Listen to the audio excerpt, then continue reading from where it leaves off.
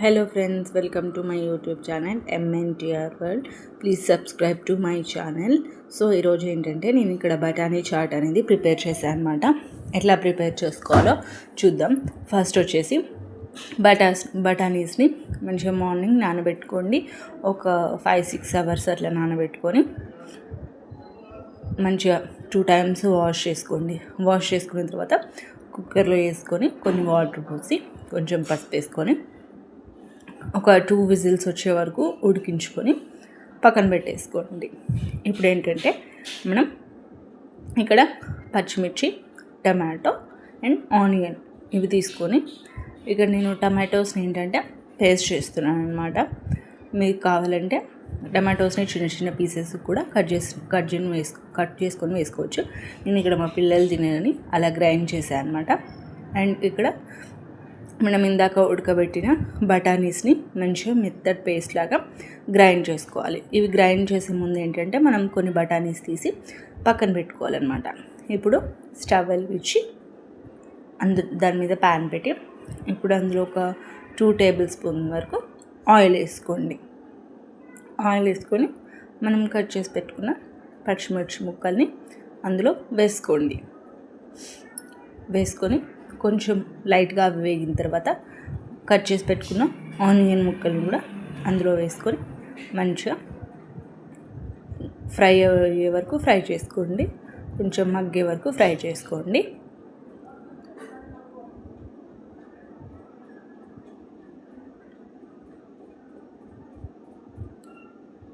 ఇట్లా కొంచెం మంచిగా ఫ్రై అయినాక ఇప్పుడు మనం అందులో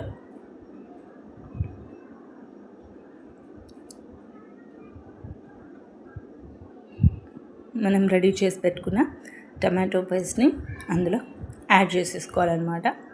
యాడ్ చేసుకొని మంచిగా వాటిని కూడా మంచిగా కలిసే వరకు కలుపుకొని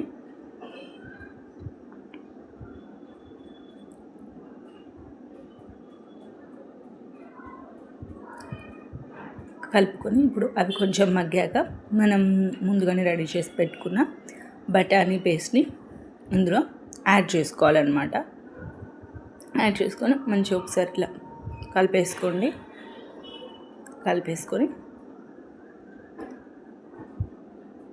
ఒక 2 minutes అట్లా వదిలేయండి. 2 minutes తర్వాత కొంచెం మంచిగా మగ్గినాక దాంట్లో మనం 1 tablespoon కారం అండ్ 1/2 tablespoon ఉప్పు అండ్ 1 tablespoon ధనియా పౌడర్ వేసుకొని మంచిగా కలుపుకోండి.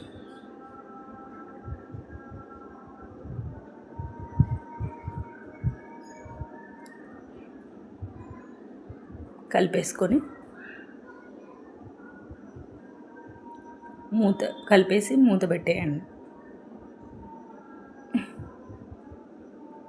ఒక 2 minutes తర్వాత మంచిగా ఈ విధంగా రెడీ అయిపోతుంది. ఇప్పుడు మనం గ్రేవీని బట్టి కొన్ని వాటర్ యాడ్ చేసుకోవాలి. ఒక చిన్న టీ గ్లాస్ వాటర్ యాడ్ చేసుకోండి. ఇట్లా ఈ విధంగా ఉండాలన్నమాట కన్సిస్టెన్సీ అనేది. ఇప్పుడు మనం పక్కకు తీసి పెట్టుకున్న బఠానీస్ని కూడా అందులో యాడ్ చేసుకోండి.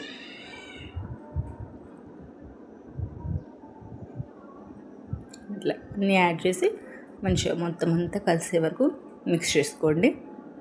మిక్స్ చేసుకొని ఒక 2 minutes అట్లనే వదిలేయండి.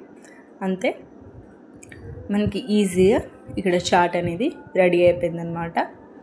ఎంతో సింపుల్. చల్లని సాయంత్రం వేళ ఇట్లా ఒకసారి ట్రై చేసి చూడండి. ఇప్పుడు స్టవ్ ఆఫ్ చేసేసి ఒక బౌల్లోకి తీసుకోండి.